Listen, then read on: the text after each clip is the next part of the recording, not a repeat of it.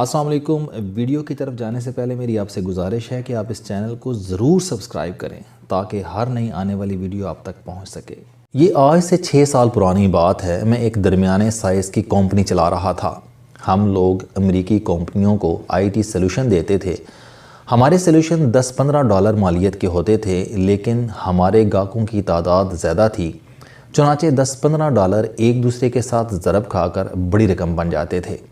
ہمارے کام کے ساتھ 300-350 لوگ وابستہ تھے۔ یہ لوگ اپنے گھروں میں بیٹھ کر کام کرتے تھے۔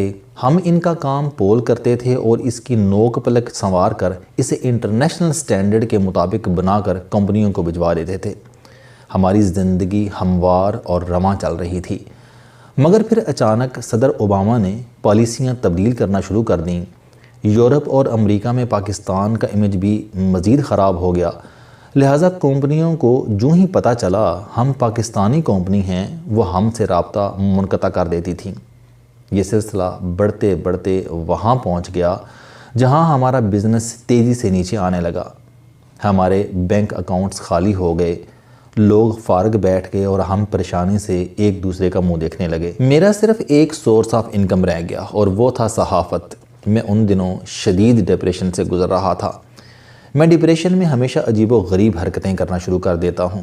میں پیدل چل پڑتا ہوں اور چلتے چلتے بعض اوقات کسی اجنبی گاؤں یا دوسرے شہر پہنچ جاتا ہوں، یا میں ایئرپورٹ جاتا ہوں اور مجھے جہاں کی فلائٹ مل جائے میں اس میں چڑھ جاتا ہوں، یا میں ٹرین میں سوار ہو جاتا ہوں، یا کسی لوکل بس میں داخل ہو کر سارا دن اس میں گزار دیتا ہوں، یا پھر انتہائی پرانی تھکڑ ٹیکسی میں گھس جاتا ہوں اور اسے کہتا ہوں کہ تم بس چلتے رہو، اور جہاں دل چاہتا ہے اتر کر چل پڑتا ہوں۔ ڈپریشن دور کرنے کا یہ طریقہ میں نے خود ایجاد کیا ہے، اور یہ کم از کم میرے سلسلے میں بہت کارگر ثابت ہوتا ہے۔ میں نے اس دن بھی یہی کیا۔ میں گھر سے نکلا، چوک میں گیا اور انتہائی تھکڑ ٹیکسی میں سوار ہو گیا۔ یہ 1987 کی FX گاڑی تھی۔ اس کا کوئی پرزہ ٹھیک کام نہیں کر رہا تھا۔ گاڑی آگے چلنے کے ساتھ ساتھ پھڑک کر دائیں بائیں بھی چل پڑتی تھی۔ ڈرائیور گاڑی سے بھی زیادہ بیمار اور بوڑھا تھا۔ میں نے اس ٹیکسی میں بمشکل 1000 میٹر سفر کیا اور میرا ڈپریشن خوف میں تبدیل ہو گیا۔ میں ڈر گیا اور میں ڈرائیور سے ٹیکسی روکنے کے لیے منتیں کرنے لگا۔ ڈرائیور نے بڑی مشکل سے بریک لگائی۔ میں نیچے اترا، جیب میں ہاتھ ڈالا، 500 روپے کا نوٹ نکال کر ڈرائیور کو دیا اور فٹ پاتھ پر پیدل چلنے لگا۔ میں نے تھوڑی دیر بعد محسوس کیا کہ کوئی میرے پیچھے دوڑ رہا ہے۔ میں نے خوف زدہ ہو کر مڑ کر دیکھا، ٹیکسی کا ڈرائیور میرے پیچھے سرپٹ بھاگ رہا تھا۔ میں رک گیا۔ وہ بیمار اور بوڑھا تھا۔ وہ بڑی مشکل سے میرے قریب پہنچا، لمبے لمبے سانس لینے لگا، اور جب سانس بحال ہو گیا تو اس نے گلوگیر آواز میں کہا، سر، میں آپ کا ہاتھ چومنا چاہتا ہوں۔ مجھے میری نام نہاد کامیابی نے اس لیول تک پہنچا دیا ہے کہ جہاں میرے جیسے چھوٹے لوگ خود کو مقدس سمجھنے لگتے ہیں اور ہر شخص سے توقع کرتے ہیں کہ یہ بھی میرا فین ہوگا۔ میں نے اس ٹیکسی ڈرائیور کو بھی اپنا فین سمجھا اور متکبر لہجے میں کہا، نہیں بابا جی، کوئی بات نہیں، میں بھی آپ جیسا انسان ہوں۔ ڈرائیور نے میری بات پر توجہ دیے بغیر کہا، سر، مجھے 4 دن سے کوئی سواری نہیں ملی تھی۔ میرے گھر میں 2 دن سے فاقہ چل رہا تھا۔ صاحب، آپ فرشتہ بن کر آئے اور مجھے 500 روپے دے دیے۔ میں آج آٹا اور دال لے کر سیدھا گھر جاؤں گا اور اپنی بیوہ بیٹی اور نواسے نواسیوں کو کھانا کھلاؤں گا، لیکن میں گھر جانے سے پہلے اپنے محسن کے ہاتھ ضرور چوموں گا۔ وہ یہ کہہ کر میرے ہاتھ کی طرف لپکا اور میرا ہاتھ اپنے گندے اور کھردرے ہاتھوں میں لے لیا، اور میں سکتے کے عالم میں اس کی طرف دیکھنے لگا۔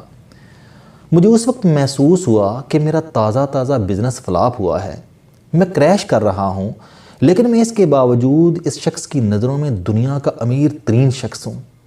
میں اس شخص کی نظروں میں صرف 500 روپے کی وجہ سے انداتا ہوں۔ فٹ پاتھ پر اس وقت 2 لوگ کھڑے تھے، میں اور وہ ڈرائیور۔ میں خود کو ناکام، ڈاؤن اور لوزر سمجھ رہا تھا، جبکہ میں ڈرائیور کی نظروں میں دنیا کا امیر اور سخی ترین شخص تھا۔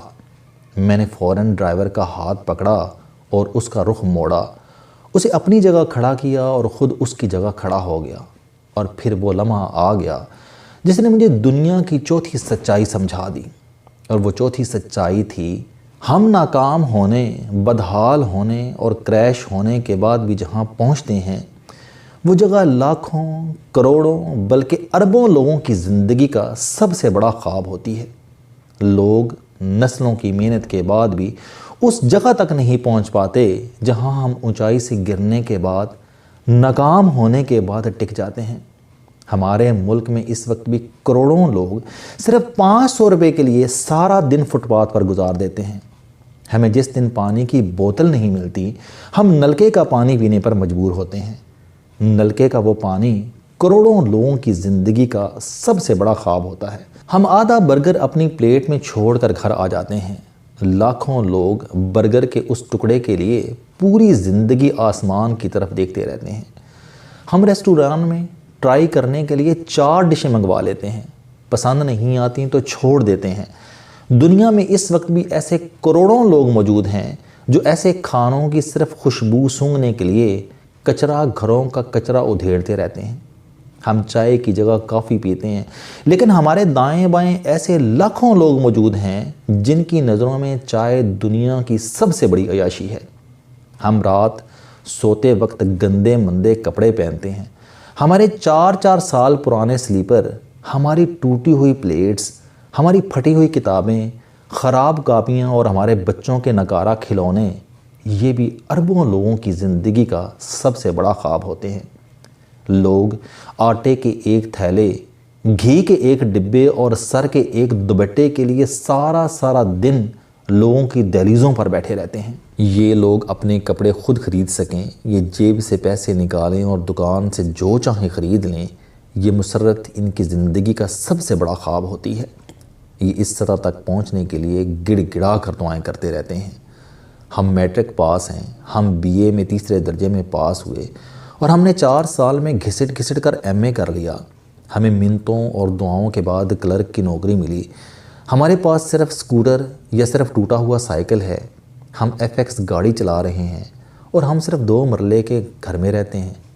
لیکن ہم نے کبھی سوچا کہ دنیا میں کتنے لوگ ہیں جو 3 نسلوں سے 2 مرلے کی اس گھر کو ترس رہے ہیں؟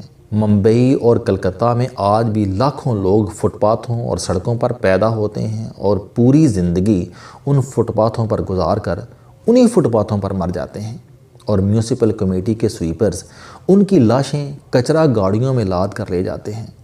آپ اپنی ٹوٹی ہوئی سائیکل خیرات کرنے کا اعلان کر دیں، آپ کے گھر کے سامنے دنگا ہو جائے گا۔ لوگ ٹوٹی سائیکل کے لیے ایک دوسرے کا سر کھول دیں گے۔ یہ ٹوٹی ہوئی سائیکل ان لوگوں کی زندگی کا سب سے بڑا خواب ہے۔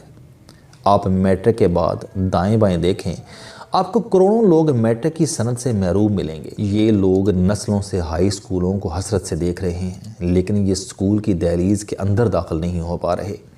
ہمارے ملک میں کروڑوں لوگ کلرک کی نوکری کے لیے اپنے جیسے لوگوں کے تلوے تک چاٹنے کے لیے تیار ہو جاتے ہیں، اور آپ کو کروڑوں ایسے لوگ بھی مل جائیں گے جو آپ کی پالتو بلی اور جرمن کتے کی خوراک کو حسرت سے دیکھیں گے۔ یہ نسلوں کے سفر کے باوجود اس خوراک تک بھی نہیں پہنچ سکیں۔ ہمارے ملک میں آج بھی 99% لوگ ہوائی سفر نہیں کر سکے، یہ ایئرپورٹ کے لاؤنج میں بھی داخل نہیں ہوئے۔ 60% لوگ پوری زندگی کموڈ پر نہیں بیٹھے، اور کافی کا ذائقہ کیسا ہوتا ہے ملک کے 80% لوگ یہ بھی نہیں جانتے۔ لاکھوں لوگ پیناڈال کی گولی، شوگر کی ٹیبلٹ اور بلڈ پریشر کی دوا کو ترستے ترستے مر جاتے ہیں۔ لوگ قصابوں کی دکانوں سے چھیچھڑے اکٹھے کر کے پکاتے ہیں اور اجڑیاں ابال کر کھاتے ہیں۔ لوگوں کے اترے کپڑے پہنتے ہیں، 5 سال لوگوں کے پرانے سلیپر گھسیٹتے ہیں اور حلوے، کیک اور رس ملائی کے ذائقے کو ترستے ترستے دنیا سے رخصت ہو جاتے ہیں۔ میں 5 سال پہلے کاغذ کی ایک سائیڈ پر لکھا کرتا تھا۔ مجھ سے ایک دن میرے ایک ملازم نے کہا کہ آپ مجھے یہ کاغذ دے دیا کریں۔ میں نے پوچھا کیوں؟ وہ بولا کہ سر میں اپنی بیٹی کو دے دیا کروں گا، وہ کاغذ کی صاف سائیڈ پر ہوم ورک کر لیا کرے گی۔ میں نے اس کی بیٹی کی کاپیوں اور کتابوں کا خرچ اٹھا لیا اور کاغذ کی دونوں سائیڈوں پر لکھنا شروع کر دیا۔ اور میں ریسٹوران میں پلیٹ میں کھانا نہیں چھوڑتا، پیک کراتا ہوں، چوکوں میں کھڑے بچوں کو دیتا ہوں۔